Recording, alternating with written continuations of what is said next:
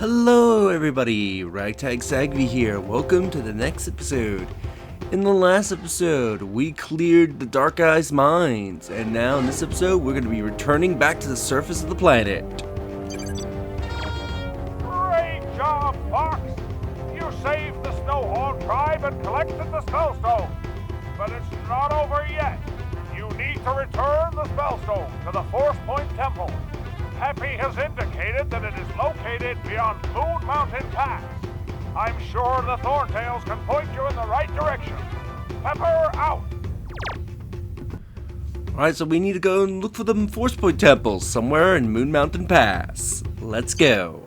Fly through one gold ring to reach Dinosaur Planet. Now, this is a little annoying when you're going back to Dinosaur Planet because you're forced to redo this level every single time. Despite it taking down whatever shield or force field or whatever that's stopping you from reaching the planet. And sadly, this level does not change at all. So it doesn't change to be interesting to match with your progress, which I think would have been a cool touch. Like, the more you progress through the game, each subsequent visit changed to be harder. To sort of match it, like, the scale's getting more and more desperate in order to stop you.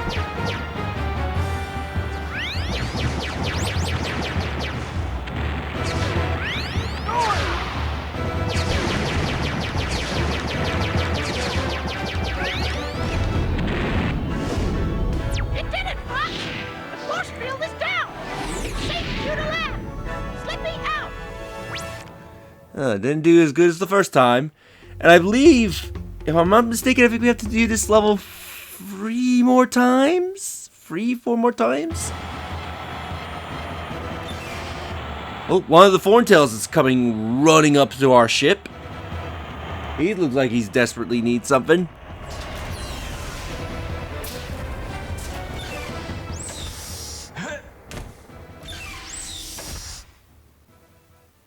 You've got to help us. Those horrible shark claws put out our lovely beacons, and it gets too dark at night. We be scared of the dark. Okay, stop crying. I'll see what I can do. Don't forget about the Spellstone, Fox. You have to return it to the Force Point Temple. I honestly forgot about this. Please light our beacons. I forgot this was something that happened in the game. Or at least I thought this didn't happen immediately after Moon Mountain Pass. After Dark Eyes mines, I thought it was a little later.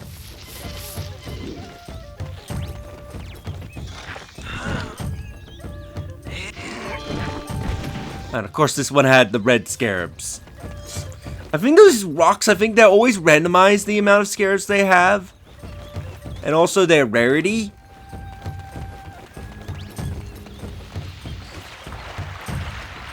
So we need to light up these beacons.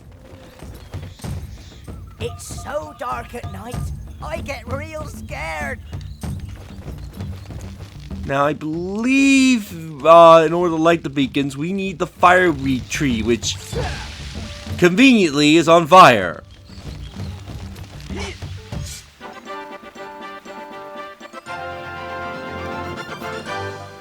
The fireweed. It may come in use to help the Thorntails. Now I forget if one of the Thorntails tells you this, but yeah, you need the fireweeds. I know for a fact early in the game, one of the Thorntails was like, "Oh, have you seen our fire tree?" Or like, "Oh, it isn't on, for some reason it's not on fire," or something like that.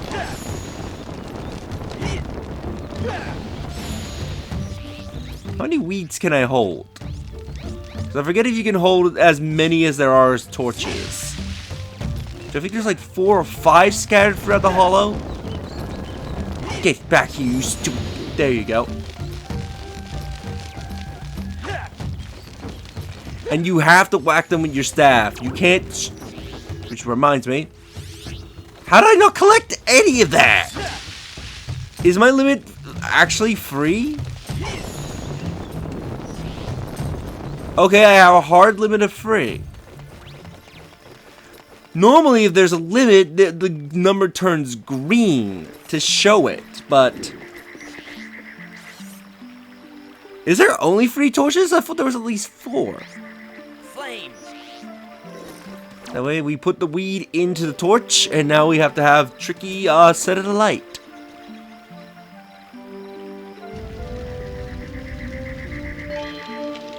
And the torch will remain forever lit. Now I will say, whatever group of Sharp Claws decide to come here and do this are real assholes. Cause like, you know, we could have attacked the Thorntails, you know, try to kill them. Okay, that guy is absolutely asleep. He does not care that the torches are out. Which is actually a neat little detail, is that all the Thorntails, for whatever reason, except for that guy, for whatever reason, won't go to sleep until the torches are relit. They will stay up during the night. The Sharpclaw extinguished the flames. The tribe is doomed. Yes, because not being able to have a nightlight means the entire extinction of your tribe. It's really stupid, but yeah, it is a neat little... Oh, this Thorntail's asleep as well. Okay, I guess with the exception of 2 of the Thorntails, yeah, all the other Thorntails will stay awake. Which is a neat little detail, because most of them are like, oh, we can't sleep without our night lights. It's like how would these torches be any benefit to you at all in needing to sleep? Because it doesn't look like they greatly light the area up. Oh, do more of the Thorntails go to sleep as I light the torches? Huh. Okay. So that was that torch. And there was one... Right! There's one in the area we haven't gone to yet. So I'm like, okay, where's all the torches? Like, I know there's one there, and then there's one by the spell... I was gonna call it the spell stone. The warp stone. And then I remembered. Oh. I already opened that area. Then I remembered there's actually one down here that we've never visited.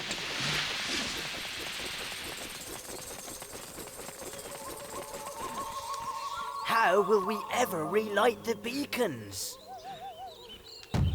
But yeah, as I was saying before, like, these Sharp Claws are dicks. It's like, we could have, like, attacked, but also idiots. They're like, we could have, you know, attacked the queen again. Fine. You know, maybe try to kidnap her or kill her. We could, you know, maybe attack the Thorntails themselves. Nah. Nah, bro. We're just gonna put out their lights. Something near.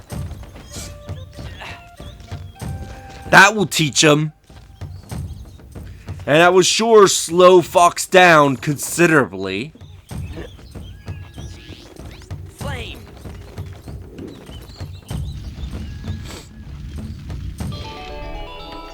The beacons mean so much to my tribe. Please take this. I believe it will help you on your quest. And we get a key. And now I think about it, I guess if the beacons hold maybe some sort of like spiritual significance, then maybe I can understand why they're like, oh, we're so doom and gloom. The Moon Pass Key. This will allow you to open the gate that leads to the Volcano Force Point Temple. So, relighting their night lights wasn't a waste of time. It made it so that way we can access the Force Point Temple, as if you try to go to Moon Mountain Pass early, you're going to discover you're not going to get very far. But first off, let's do a little bit of shopping. Let's buy some maps of the area, shall we?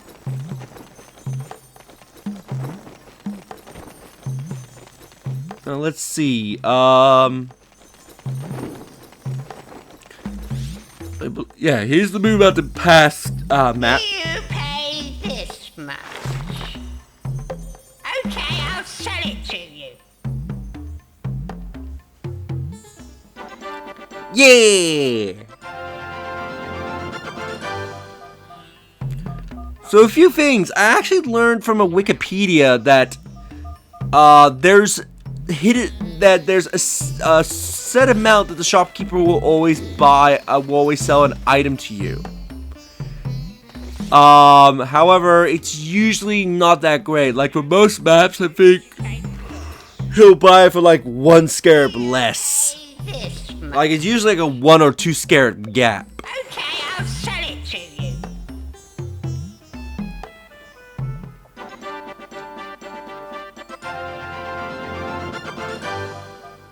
We got the Volcano Force Point map.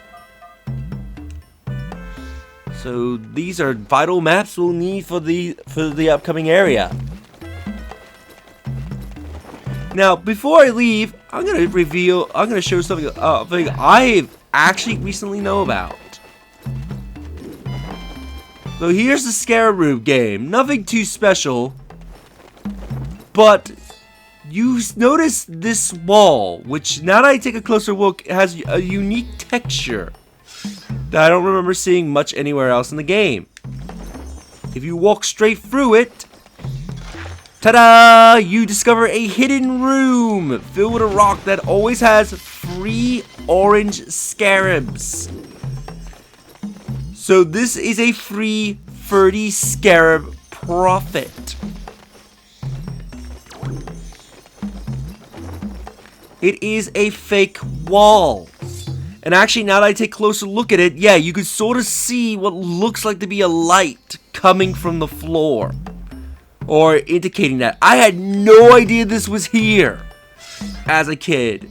I will once again thank my friend Michael. He mentioned this as the Star Fox, as I believe he was looking up something on the wiki for me, and the Star Fox Adventures wiki mentions the secret. So I had no idea this existed. It wasn't the case where it's like I didn't like for the Tricky's Ball I didn't knew the full functionality of that because I just thought it was a cosmetic thing. But that I had no idea existed, and that makes getting scarabs significantly easy. Because again, that rock will always drop 3 orange scarabs, which orange scarabs are the rarest scarab that can potentially spawn from any rock, and they're worth 10 scarabs apiece. So you go into that secret room, you get 30 scarabs, as with relative ease. You will rarely ever run into money problems ever again.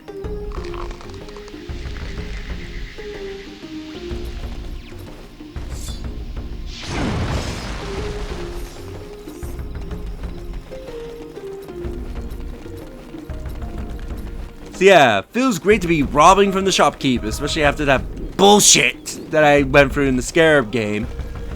Yeah, I had no idea that it even existed as a kid.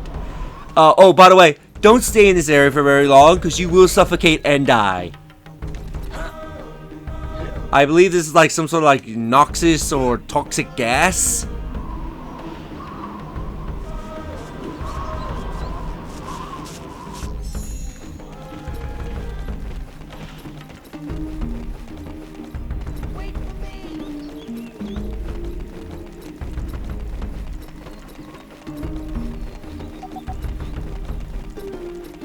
And here we arrive to Moon Mountain Pass. A very unique area, which is I don't know how to describe it. Like, I was actually terrified of this area as a kid. Like, well, not terrified, but it creeped me out. But nowadays, I can see how lovely this area is.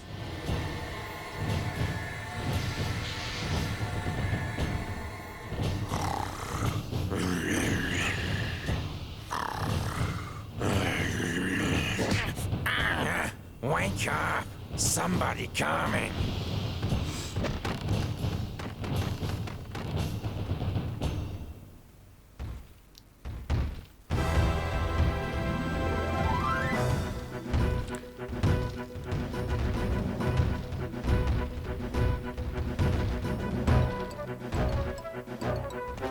And they're gonna be playing Donkey Kong as they're gonna be unleashing a boatload of barrels on you, and I'm surprised none of those hit. Yeah, so you have to basically dodge as many of the barrels, which I do not remember them spitting out this many barrels. Jesus Christ! Now let's use that key to access the rest of Moon Mountain Pass. So yeah, if you try to come here early, that gate would be blocking your progression. We can see what a force gate door beyond us, so we're gonna have to go and kill these two guys.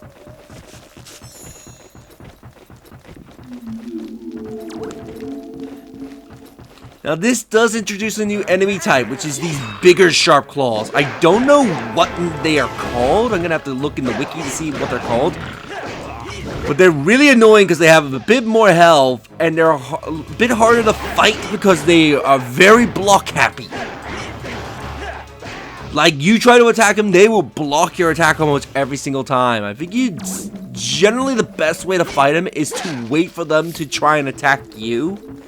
Is generally the best time to attack, because they rarely guard if they're in their attack animation.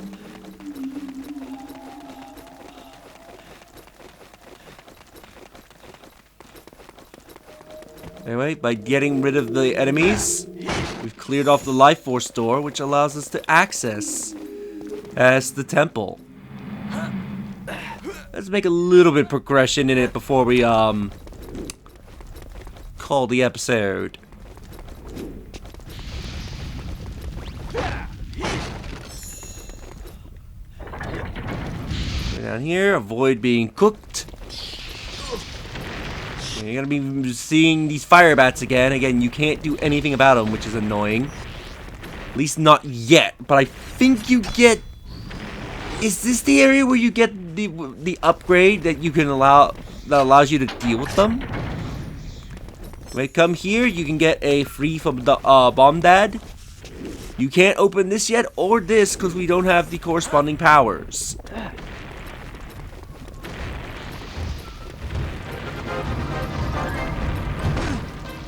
Ow. Okay, this should be the way we need to go. This way to the Volcano Force Point.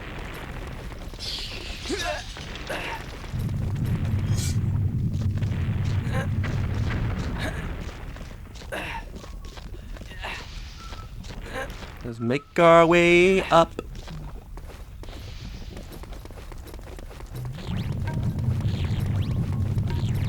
And we are here. This is the entrance to the Volcano Force Point Temple. We come down here to grab a fuel cell.